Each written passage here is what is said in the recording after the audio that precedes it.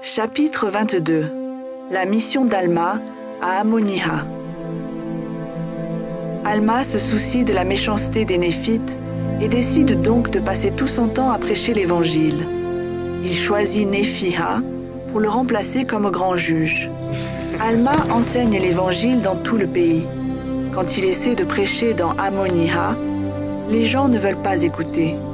Ils le chassent hors de la ville. Alma est triste que les gens d'Amoniha soient si méchants. Il part pour une autre ville. Un ange apparaît et réconforte Alma. L'ange lui dit de retourner à Amoniha et de prêcher de nouveau. Alma se presse d'y retourner. Alma a faim. Lorsqu'il entre dans la ville, il demande de la nourriture à un homme. Un ange a dit à cet homme qu'Alma doit venir et qu'Alma est un prophète de Dieu. Cet homme, Amulek, emmène Alma chez lui et lui donne à manger. Alma reste de nombreux jours avec Amulek et sa famille. Il remercie Dieu de la famille d'Amulek et la bénit. Alma parle à Amulek de son appel d'instruire les gens d'Amoniha. Amulek accompagne Alma pour instruire les gens. Le Saint-Esprit les aide. Alma dit au peuple de se repentir, sinon Dieu les détruira. Il dit que Jésus-Christ va venir et qu'il sauvera ceux qui ont foi en lui et se repentent. Le peuple d'Amoniha se met en colère. Il essaie de jeter Alma en prison, mais le Seigneur le protège. Amulek commence alors à enseigner. Beaucoup de personnes connaissent Amulek. Il n'est pas un étranger comme Alma.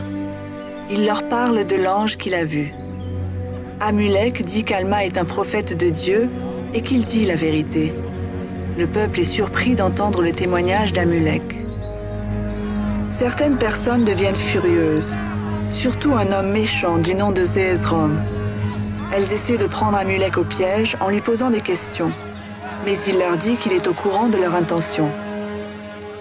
Zéezrom veut détruire tout ce qui est bon. Il veut créer des problèmes, ensuite les gens le paient pour résoudre les problèmes qu'il a créés. Zéezrom n'arrive pas à piéger Amulek. Il lui offre donc de l'argent pour qu'il dise qu'il n'y a pas de Dieu. Amulek sait que Dieu vit et dit que Zéezrom le sait aussi, mais qu'il aime l'argent plus que Dieu. Amulek instruit ensuite Zéezrom à propos de Jésus, de la résurrection et de la vie éternelle. Les gens sont étonnés. Zéezrom commence à trembler de crainte. Zéezrom sait qu'Alma et Amulek ont le pouvoir de Dieu parce qu'il devine ses pensées. Zéezrom pose des questions et écoute Alma lui enseigner l'Évangile. Certaines personnes croient Alma et Amulek et commencent à se repentir et à étudier les Écritures. Mais la plupart des gens veulent tuer Alma et Amulek. Ils ligotent les deux hommes et les emmènent devant le grand juge. Zéezrom regrette d'avoir été aussi méchant et d'avoir enseigné des mensonges au peuple. Il supplie les gens de libérer Alma et Amulek. Zéezrom et les autres personnes qui croient aux enseignements d'Alma et d'Amulek sont chassés de la ville. Les méchants leur jettent des pierres. Puis, les méchants rassemblent les femmes et les enfants qui croient et les jettent dans une fournaise avec leurs écritures. Alma et Amulek sont forcés d'être témoins de la mort des femmes et des enfants par le feu. Amulek désire utiliser le pouvoir de Dieu pour les sauver. Mais Alma dit à Amulek qu'il ne doit pas arrêter la tuerie, parce que les personnes qui meurent seront bientôt avec Dieu et que les méchants seront punis. Le grand juge frappe plusieurs fois Alma et Amulek et se moque d'eux, parce qu'ils n'ont pas sauvé les femmes et les enfants de la fournaise. Puis il les jette en prison.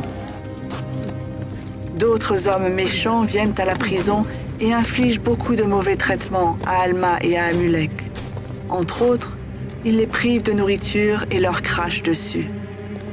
Le grand juge dit que si Alma et Amulek se servent du pouvoir de Dieu pour se libérer, il croira. Il les frappe de nouveau. Alma et Amulek se dressent. Alma prie et demande à Dieu de les rendre forts grâce à leur foi au Christ. Le pouvoir de Dieu emplit Alma et Amulek et il brise les liens qui les retiennent. Les méchants ont peur et essaient de s'enfuir, mais tombent par terre. Le sol tremble et les murs de la prison s'écroulent sur les méchants. Le Seigneur protège Alma et Amulek et ils ne sont pas blessés. Les gens d'Amoniha viennent voir ce qui se passe.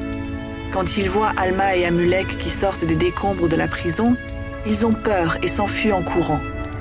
Le Seigneur dit à Alma et à Amulek d'aller à Sidon. Ils y trouvent les personnes justes. Zézrom y est également. Il est très malade.